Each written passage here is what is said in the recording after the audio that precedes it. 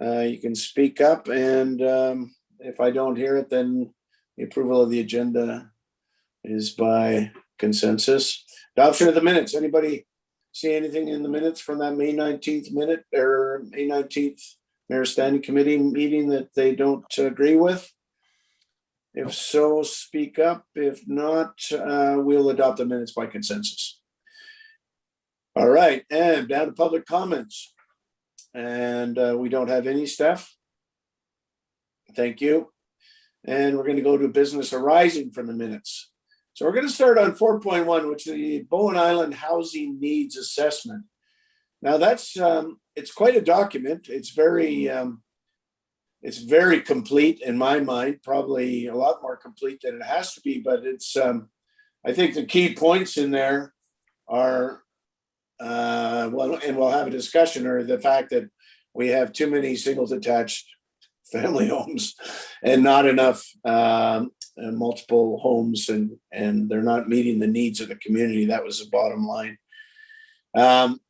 So anybody have any discussion? I know it was quite a document. I thought it was a very good document, but anybody have any discussion on that? No? Maureen? Okay, go ahead. Just that I think it's probably gotten worse since the needs assessment was done. So Can't hear you very well, Maureen. Maureen, I can't hear you either. And I think it's probably gotten worse in the year and a bit since the assessment was completed. Yeah, I agree completely, because the housing prices have gone up substantially. And as they alluded to in that report, a lot of what were rental houses before, because the market increased so much, the rental housing is disappearing, and the situation is certainly worse than it was before. No question about that. I think as far as takeaways from the needs assessment, I think it's to Maureen's point, we have to consider the last, I think the most up-to-date information they had in here was they had some from early 2020, but I think it's changed considerably. So, but I think the poignant parts of that were that, like I said, we need some housing at the lower end. There's absolutely no question of that. They also mentioned the cost of building on Bowen, which is prohibitive. And I don't know, anything else, Maureen, that you saw in there that might be interesting to everybody else, or has anybody else got a comment on that? Tom? It may have been covered in there, but I don't think it would have been, because it was earlier than the project. But I'm really curious about, I was asking Daniel earlier about whether there was a listing anywhere of the number of people looking for rental accommodation. And I understand there's a huge number of people looking for rental accommodation, but I don't know where you could actually look at those numbers that are specific. And then my other point is that on the multifamily project that's just approaching completion, 27 units, I think it is, I'm really interested in how many, like, is there a waiting list for people to get into that? And what do we know about how that's being taken up in the market? And then again, that would flow through to Birch and another 27 units, I believe. And then whether there's already a waiting list for those. I'm just really curious about what the active level of interest is in these projects at this point. I can Maureen, go ahead. I can speak to that. I met with David Bellringer about 2 weeks ago, Tom, and had a tour of the new rental building. He said at that point that he had over 80 people on a list for the 27 units. Yeah. 11 one-bedrooms, 11 two-bedrooms, and 28 units, and 6 studios. And he anticipates that it will climb higher. It's not a wait list in the sense of first come, first served. They will look at who's on the list come October, November, and then make decisions as to who will be given one of the suites. and Okay. will be one of the criteria. But that particular project doesn't fit the bill for families of Right. 4, 5, 6, Yep. very easily. How many of those units, I can't remember, Maureen, do you remember how many of those units were going to be subsidized rent? Because that is it is a mixture of market and subsidized housing or subsidized rent, isn't it? Yes, but not very many. And Daniel might know better because I think it was being calculated on a square footage basis rather than unit. Yeah, it was on a square footage, so I believe it's 4 or 5, depending on the breakdown of which of the units would be affordable. So we didn't put we didn't number which units they would be, but it's just the requirement is that square footage. So if they're all studios, it's 5 probably, and if they're, some of them are 1 or 2 bedrooms, then it's probably 4. Oh, okay. I had thought it was a little bit more than that, but wow. Okay. There's a couple of handicap units in there too also, which is nice in the lower floor. So they're going to be helpful. Welcome, Fritz. He was welcome. Here he goes. And Just closing the Maureen, door. just one final point on that. Have the rents been established on that building for the various units? Okay. They have to get it appraised by CMHC Oh, okay. when they've completed construction, and then that relates to what the rents will be. Okay. Thanks. And that'll just be on the affordable housing units, right? And because they can do anything with the remaining units, can they not? I don't know. Daniel? Well, they're all rental units. They can be market rental, but they're rental units. I'm not sure if CMHC actually, as part of the funding from CMHC, has limits on the market units even. I think it potentially might. Yeah. Okay. That's what I recall. I think it's for a 10-year period. That's right. It's a short time period. What happens after that, we don't have any control over, I don't think. And welcome, Fritz. We're just down to 4.1 there. You're welcome to jump in on the housing needs assessment. What your thoughts were on that, if you saw anything. Well, you have Maureen there. She's pretty well informed. Oh yeah, absolutely. I'm not going to say anything. Yeah. I mean, and I think the other thing I'll say for the housing needs assessment is they tried to do essentially projected population growth. So they did it using the BC Stats people population projection. And so it basically looks at historic trends and tries to account for natural increase and decrease, and then in and out migration.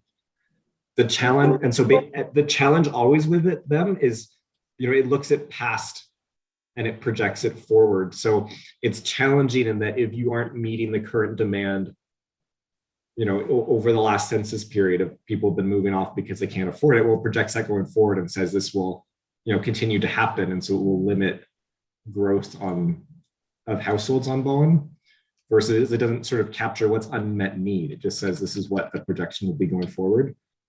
So it projects an average of 11 households per year from 2016 to 2031. Which is obviously pretty low. Yeah, that's my thinking on that too, Tom. And I think the demographic, they say that it's going to be more of a 65 plus demographic. I would argue that a lot of the people that are moving to Bowen now are 40 somethings with families. So it's a little bit different demographic, but and that can change from year to year or pandemic to pandemic, as it were.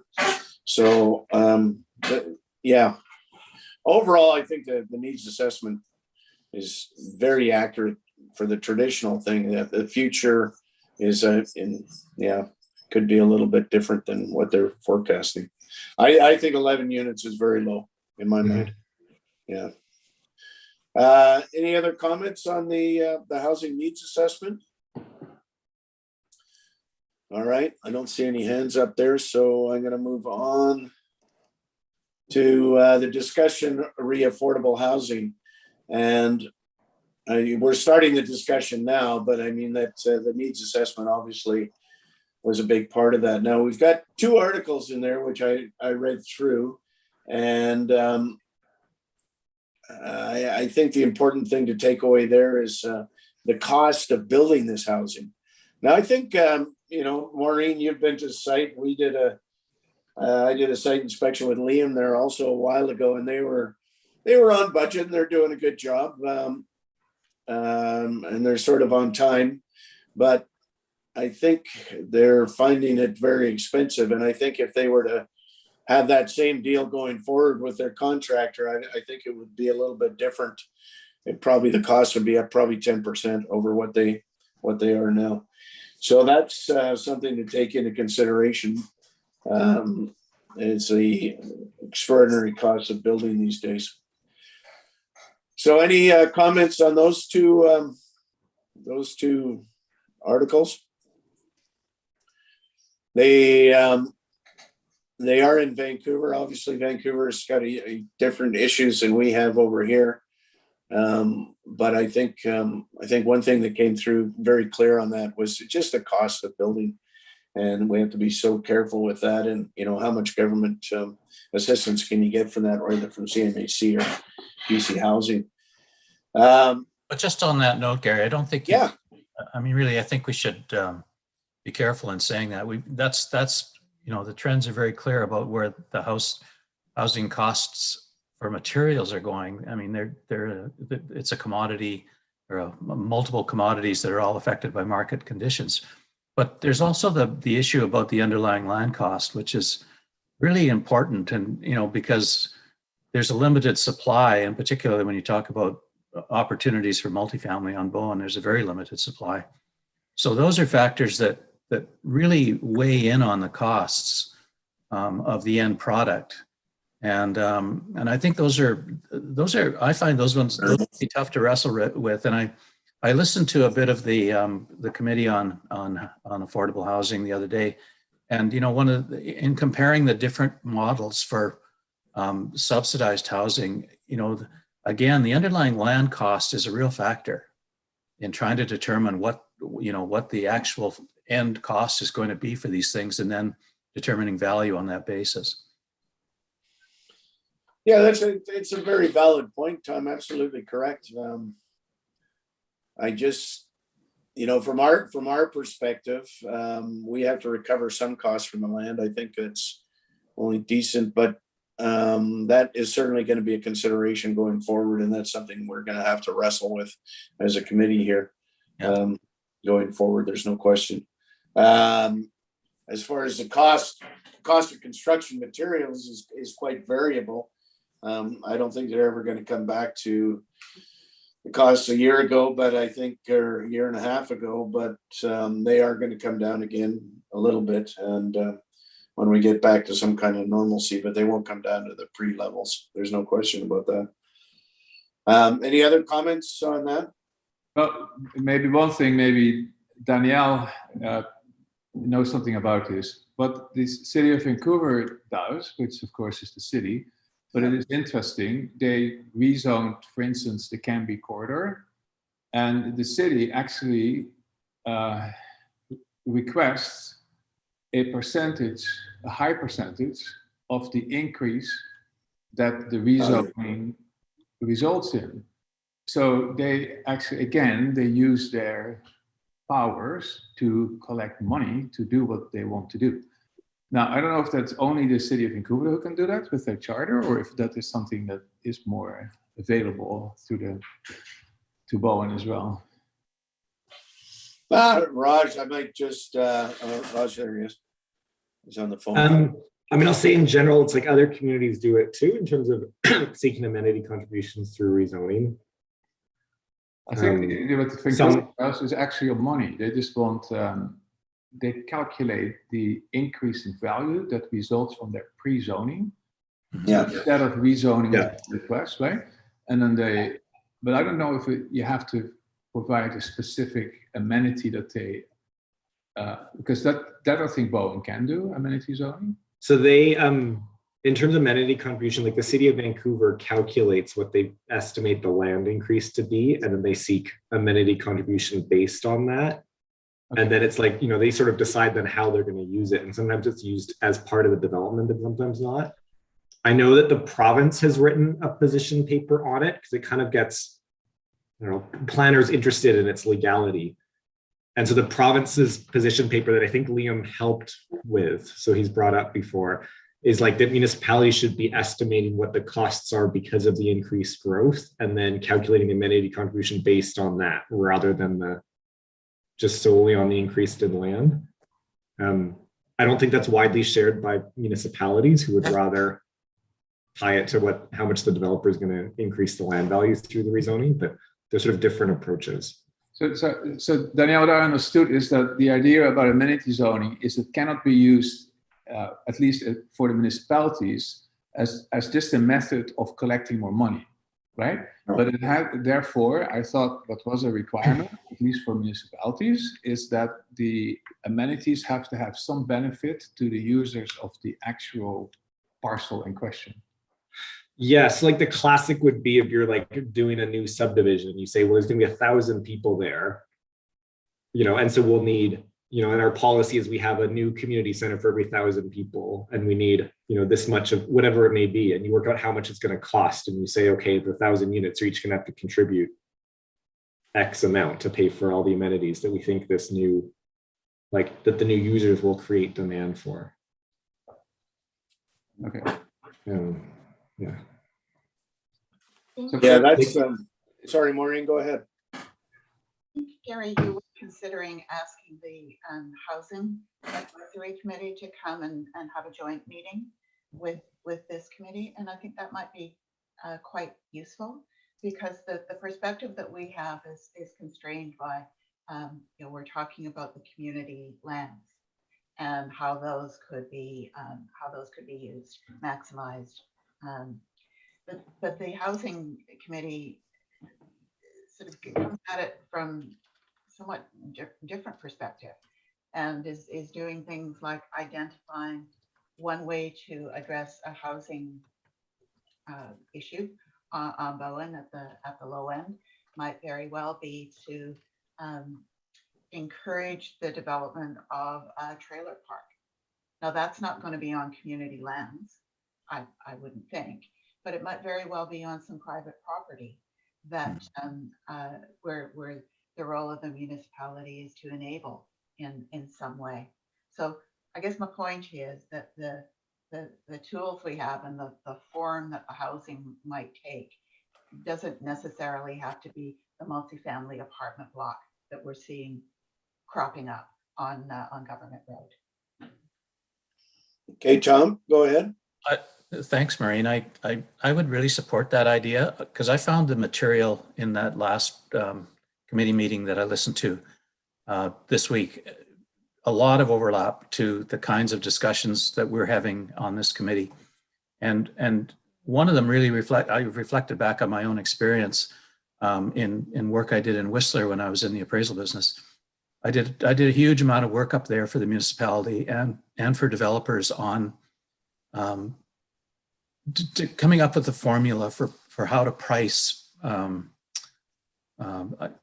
subsidized housing, single-family housing that was intended for a particular part of the population that could not afford to pay market price. And so I was really interested in jumping into that conversation because I'd had quite a bit of experience with how that formula worked out in single-family subdivisions up in Whistler, which were designed for middle-income people that were, because the market up there was increasing so rapidly that they couldn't get into the normal housing market. It was just becoming unaffordable. So the idea was to create a subdivision for folks that wanted to buy a house, but understanding that there would be no capital appreciation on that house. It was going to be tagged to some index or another, and thereby you build up a stock of affordable housing for that population. I thought there was, there's some really interesting overlaps when we think about how we're going to deal with the community lands and thinking about the housing options that we may want to consider on some of these lands. And so, yeah, I think there's some great opportunity for synergy there. Yeah, to both your points, Maureen, as you know, we came up with some recommendations from this committee about zoning changes, bylaw changes, whatever land use changes that would expedite some kind of different housing and that sort of thing. And it wasn't very well received at council, but I think, as I said in council the other day, that housing report, the minutes out of the plan, I guess, out of the Housing Advisory Committee does the same thing, which is exactly right, Tom. I think that's what we have to look at, is different ways of doing business in that environment. And that was very well received by council, because I think was more of their purview than ours. I also see, to your point about Whistler, Tom, is that, you know, Whistler has the housing authority, and which is interesting. And I see a collaboration between the housing advisory here and the mayor's standing committee on community lands, if it happens to involve community lands. So as you know, we sort of prepare the lands, which was our original mandate, and then the housing authority would come to us and say, hey, or not the housing authority, the housing advisory on Bowen come to us and say, hey, here's the kind of housing we need, and then we go at it. So that was always sort of the plan going forward. And I think it's imperative that we do have a little get together with the housing advisory committee, and so we know where each other's going and that sort of thing. So I think that is a meeting we'll set up in the near future, whether they come with a delegation or that we actually have a workshop with them, either or, depending on what we want to do. But I think it's imperative that we have the two going together, and you know, we have to know what's required on the island, and then we have to know how we can produce that, which brings us into this EOI and a little bit later here. Any more comments on those two articles? Okay, I don't see anybody here. Are we coming out of this with any actions, or are we just planting a seed at this point? I think we could make a recommendation, Steph, that we get together in the near future with the Housing Advisory Committee. Is that going to look like a joint meeting, do people think? Or it can either be a joint meeting or there can be a delegation, but I think a joint meeting would be better. How does everybody feel about that? I agree. Yeah, I agree with that. We're a small committee. Or a small, sorry? and three people are in the room right now. Yeah, the Housing Advisory Committee is a small committee. Oh, it is. Hey, okay. Yeah, like I said, I was very impressed with the work plan coming in there. So I think they've really moved things forward very well. Go ahead, Maureen. Yep, we did a bit more work at our last advisory committee meeting and put a time frame on some of the items in that work plan. So between now and December, there are 6 items that are going to be the primary focus for our meetings. The first up is to develop a list of actionable items for recommendation to council, and that's coming out of the housing needs assessment. So it won't be a deep list, but it will be a broad list that you know, here are some strategies that we actually could move forward with. Yeah. Okay, that's awesome. Thank you. Well, those could be discussed at that time then. Yeah. So, Steph, what have you got there for? That the Mayor Standing Committee recommends that the Mayor Standing Committee and Housing Advisory Committee have a joint meeting. And I can coordinate that. Nice and simple. Thank you very much. So I'll move that in a second. Sorry, I don't see anybody here. Maureen seconding. Okay, thank you, Maureen. And all in favor? Aye. Tom. All right. Yeah, opposition? Okay, thank you. It is moved. And Tom, are you frozen? oh, Tom's frozen. That's why I wasn't. I just thought It was his idea. Yeah, that's right. Yeah. Okay, we'll wait till he gets unfrozen. The internet's been really tricky the last couple of days. Oh, it has, okay, because I had a problem with my other computer. I had to go to my small one here. Oh, we lost Tom. Last quorum. He's gonna come back in, I guess. Maureen, now. do you want me to, or Counselor, would you like me to speak to Robin then? Okay, so I'll put that as an action.